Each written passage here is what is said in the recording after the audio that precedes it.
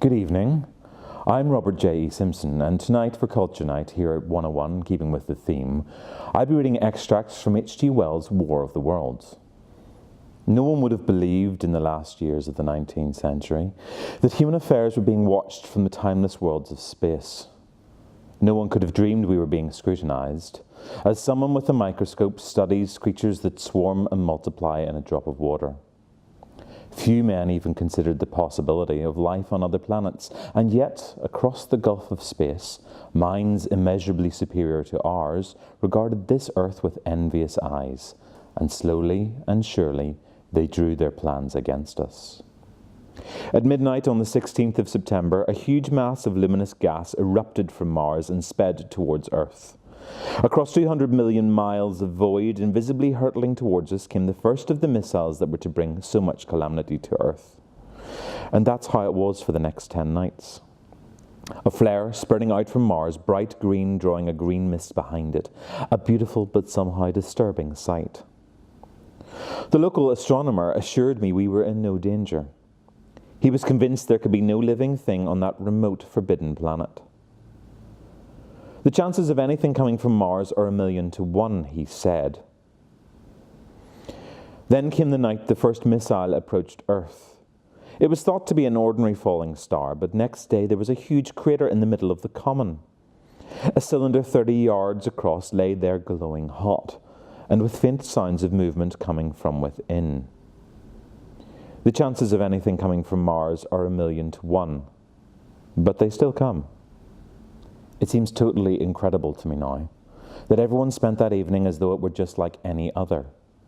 From the railway station came the sound of shunting trains, ringing and rumbling, softened almost into melody by the distance. It all seemed so safe and tranquil. A crowd gathered on the common, hypnotized by the unscrewing of the cylinder. 2 feet of shining screw projected when suddenly the lid fell off and 2 luminous disc-like eyes appeared above the rim. Those who have never seen a living Martian can scarcely imagine the strange horror of their appearance.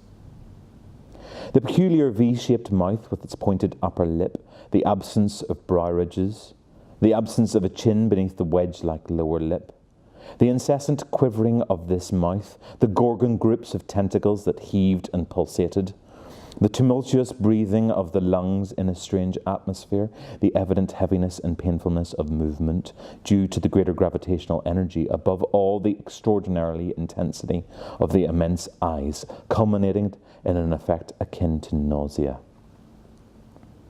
Even at this first encounter, this first glimpse, I was overcome with disgust and dread. Suddenly the monster vanished. It had toppled over the brim of the cylinder and fallen into the pit with a thud like the fall of a great mass of leather. A few young men crept closer to investigate. A tall funnel rose. Then an invisible ray of heat leapt from man to man, and there was a bright glare as each was instantly turned to fire. Every tree and bush became a mass of flames at the touch of this savage, unearthly heat ray. People clawed their way off the common, and I ran too. And then a falling star with a trail of green mist landed with a flash like summer lightning. One after the other, 4 of the fighting machines appeared, monstrous tripods, higher than the tallest steeple, striding over the pine trees and smashing them, walking engines of glittering metal. Each carried a huge funnel, and I realized with horror that I'd seen this awful thing before. A 5th machine appeared on the far bank. It raised itself to full height, flourished the funnel high in the air, and the ghostly, terrible heat ray struck the town. As it struck, all 5 fighting machines exulted, emitting deafening howls which roared like thunder. All that night the creatures were busy communicating, I suppose, and maturing their plans while hundreds of people lay under the starlight about the pit, charred and distorted beyond recognition. It was not until the next morning that our resistance began. Artillerymen fired guns simultaneously, decapitating a fighting machine. The Martian inside the hood was slain, splashed to the 4 winds, and the body, nothing now but an intricate device of metal, went whirling to destruction. As the other monsters advanced, people ran away blindly, the artillerymen amongst them. But I jumped into the water and hid until forced up to breathe. Now the guns spoke again, but this time the heat ray sent them to oblivion. With a white flash, the heat ray swept across the river. Scalded, half-blinded and agonized, I staggered through leaping, hissing water towards the shore. I fell helplessly in full sight of the Martians, expecting nothing but death. The foot of a fighting machine came down close to my head, then lifted again as the 4 Martians carried away the debris of their fallen comrade. And I realized that by a miracle I had escaped. For 3 days I fought my way along roads packed with refugees, the homeless burdened with boxes and bundles containing their valuables. Sad, weary women, their children stumbling and streaked with tears, their men bitter and angry, the rich rubbing shoulders with beggars and outcasts. Dogs snarled and whined. The horses' bits were covered with foam, and here and there were wounded soldiers as helpless as the rest. No one and nothing was left now to fight them. Never before in the history of the world had such a mass of human beings moved and suffered together. There was no disciplined march. It was a stampede. Without order and without a goal, 6 million people, unarmed and unprovisioned, driving headlong. It was the beginning of the rout of civilization, of the massacre of mankind. With our species on the edge of extermination and no prospect but a horrible death, the earth belonged to the Martians. A few days later, I first heard howling. It crept almost imperceptibly upon my senses. It was a sobbing alternation of 2 notes. Ula, ula, ula, ula, keeping on perpetually.